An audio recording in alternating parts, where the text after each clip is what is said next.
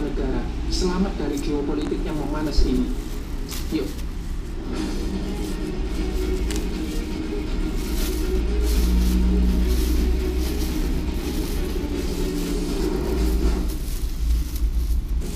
Video ini juga dilengkapi dengan teks subtitle ya, dalam bahasa Indonesia maupun bahasa Inggris. Silakan teman-teman menekan tombol ini untuk memunculkan atau menghilangkan teks demi kenyamanan menonton video yang merupakan episode kedua dari miniseri Lahirnya Nusantara.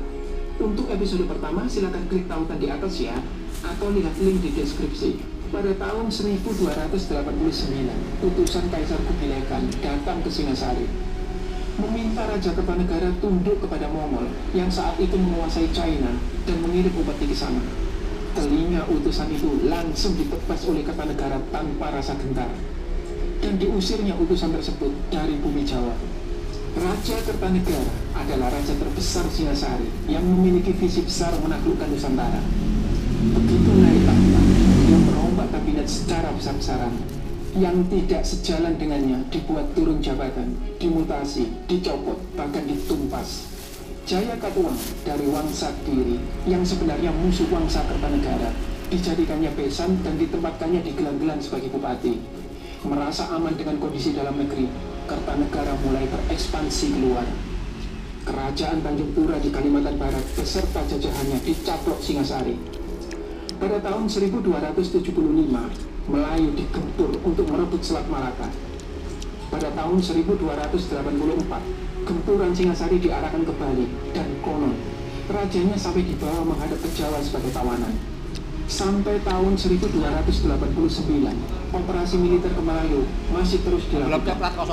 Banyak sejarawan menganggap operasi ini adalah upaya Kertanegara menjalin persahabatan dengan Melayu dalam menghadapi musuh bersama, yakni Mongol. Namun tidak demikian. Raja yang berani memotong telinga utusan Mongol bukanlah raja yang sedang ketakutan, melainkan yakin dengan kekuatannya sendiri. Akibat operasi militer ke Melayu, kekuatan pasukan di ibu kota terus menyusut. Kesempatan ini dimanfaatkan Jaya Katuang untuk melampiaskan dendam leluhurnya kepada Singasari. Pasukan yang dikirim Jaya Katuang berderap ke utara, memicu kerusuhan di desa-desa hingga menimbulkan korban jiwa. Saat peristiwa itu terjadi, Raja Kertanegara sedang melakukan ritual Pancamakara Puja di istana. Begitu mendengar laporan serangan musuh, diperintahkannya sang menantu, Raden Wijaya, yang telah mendirikan kerajaan Majapahit untuk memadamkan kerusuhan. Keselamatan rakyat adalah yang utama. Demikian keyakinan setiap raja yang menganut Tantra Bhairawa. Raden Wijaya pun membawa pasukan kerajaan ke lokasi kerusuhan. Namun taktik Jaya Katuang lebih licin lagi. Angkatan perang utamanya justru bergerak senyap dan mengambil rute berbeda. Pasukan ini langsung menusuk ibu kota layaknya ular berbisa. Mengetahui istana ditembus, Kertanegara yang pantang tunduk kepada siapapun melakukan perlawanan terakhir bersama para pejabat terdekatnya. Kertanegara, sang raja dengan visi besar itu, gugur secara kesatria di tangan seorang bupati yang skala visinya sebatas membalaskan dendam leluhur. Sungguh ironi. Abu jenazah Raja Kertanegara kemudian disemayamkan di Candi Singosari, Malang, dan di Candi Jawi, Pasuruan, tempat kita berada saat ini. Nah teman-teman, ada misteri yang menanti kita di Candi Pendarmaan ini. Dengan menguak misteri tersebut, kita akan memahami apa motif sesungguhnya di balik politik ekspansi Kertanegara dan juga konsep Nusantara yang digagasnya. Tapi sebelumnya jangan lupa untuk subscribe, like, dan share. Tindakan yang mudah bagi Anda, namun punya pengaruh besar bagi pekerjaan kami, mengembangkan kanal yang memperkaya perspektif Anda. Nah, kalau kita perhatikan di bagian kaki candi, terdapat relief yang memutar dan dibaca secara pradaksina atau searah jarum jam. Terlihat ya, ukirannya realistik dan menceritakan situasi sosial pada masa itu, baik bentuk bangunannya, pakaiannya, flora dan fauna, dan lain sebagainya. Prapanca sendiri, sebagai orang Majapahit yang pernah melihat langsung candi ini, sekedar menginformasikan bahwa relief ini berisi seorang putri raja yang berseri-seri. Nah, beberapa arkeolog kebingungan menjelaskan bahwa ini sebenarnya relief ini bercerita tentang apa. Salah satu alasan kebingungan itu karena cerita di sini tidak bersinambung dengan cerita manapun. Namun ada juga yang memiliki pendapat bahwa cerita di sini bersinambung dengan kisah Sutasoma. Kakawin Sutasoma ditulis oleh Empu Tantular didasarkan pada cerita yang sudah masyhur kala itu, yakni Purusa Dasanta. Salah satu adegan menceritakan pertemuan seorang putri bernama Dewi Chandrawati, jelmaan Locana, dengan Pangeran Sutasoma, jelmaan Sang Cina. Dalam aliran Tantra, penyatuan energi maskulin dan feminin menjadi yang utama, karena penyatuan ini membawa pelakunya pada kondisi sempurna. Dalam Siwa Tantra, kondisi ini adalah penyatuan Bhairawa Bhairawi. Sementara dalam Buddha Tantra adalah penyatuan Sang Jina Wairocana dengan Locana.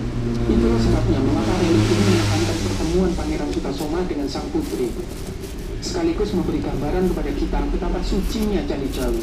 Nah, dalam relief diperlihatkan sang pangeran tinggal di sebuah istana di atas kolam, yang di episode pertama sudah kita bedah sebagai potret Candi Jawi itu sendiri. Jika benar relief ini adalah Pangeran Sutasoma, maka Candi Jawi adalah perwujudan Spati Kendra atau istana kristal di tengah taman Ratnalaya yang diadekan tahta Batara Buddha atau Siwa dalam hakikat tertingginya, di mana bangunan tersebut tidak pernah mengalami malam karena cahaya kristalnya yang terang benderang. Dengan detail, kitab Sutasoma menjelaskan elemen taman Ratnalaya, yakni gerbang berpucuk batu permata, pohon-pohon indah, balai-balai berukir, kolam, dan istana kristal Spati Kendra. Jika melihat gelar-gelar yang disandang Kertanegara, misalnya jika menurut negara Kertagama adalah Sri Jyana Bajreswara, jelas beliau menganggap dirinya jelmaan Sang Jina yang sengaja membangun Candi Jawi sebagai istana Spati Kendra di tengah taman Ratnalaya.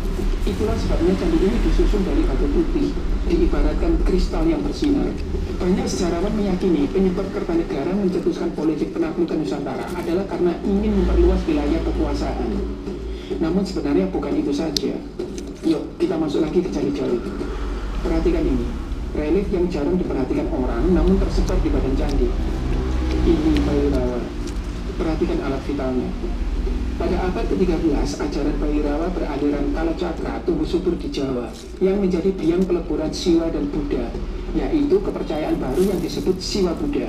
Peleburan ini menyebabkan toleransi antar agama yang sebelumnya terjalin erat menjadi makin kokoh, bahkan menjadi jati diri masyarakat. Dengan melihat relief Bhairawa di Candi Jawi, serta kitab Pararaton yang menyebut Kertanegara sebagai Batara Siwa Buddha, maka jelas bagi kita, sang raja adalah pengikut Tantra aliran Bhairawa Kalacakra. Aliran ini menekankan pada ritual yang berupaya mengontrol kekuatan alam. Bagi seorang raja, implementasinya adalah mengendalikan kekuatan sekitar demi melindungi dan menyejahterakan rakyatnya. Menurut prasasti Camundi yang saat ini ada di Museum Trowulan, upaya pengontrolan Kertanegara diimplementasikan dengan Mawuyoyi Sakala Dewi Pantara, atau menundukkan semua pulau lain. Disinilah konsep penaklukan Nusantara lahir. Karena pengendalian mensyaratkan penguasaan, dan penguasaan didapatkan melalui penaklukan. Meskipun Kertanegara tidak menggunakan istilah Nusantara, melainkan Dewi Pantara. Prasasti Camundi merayakan keberhasilan Kertanegara sebagai penguasa Nusantara. Prasasti ini didukung oleh negara Kertagama yang menyebutkan wilayah Singasari meliputi Jawa, Bali, Semenanjung Melayu, Pahang, Gurun, hingga Kalimantan Barat, membentuk lingkar Mandala dengan Singasari sebagai pusatnya. Namun dengan kematian Raja Kertanegara akibat pemberontakan Jayakatwang, apakah konsep Nusantara lantas punah? Ya, konsep besar ini lenyap dan Nusantara bubar. Namun, setengah abad kemudian, seseorang mengikrarkan sumpah untuk menaklukkan Nusantara. Dialah Gajah Mada dari Majapahit. Gajah Mada mengikrarkan sumpah palapa saat diangkat sebagai Mahapati oleh Ratu Tribhuwana, yakni penguasa ketiga Majapahit, bahwa Gajah Mada tidak akan melepaskan kuasa sebelum mengalahkan Gurun, Seram, Tanjung Pura, Haru, Pahang, Tumpu, Bali, Sunda, Palembang, hingga Tumasik. Saat ini banyak yang menganggap politik Nusantara adalah gagasan Gajah Mada. Namun kita mesti mempertimbangkan bahwa pertama, Gajah Mada bukan seorang raja yang menganut Tantra aliran Bhairawa Kalacakra, sehingga dia punya kepentingan untuk mengontrol pulau-pulau lain demi kesejahteraan rakyatnya.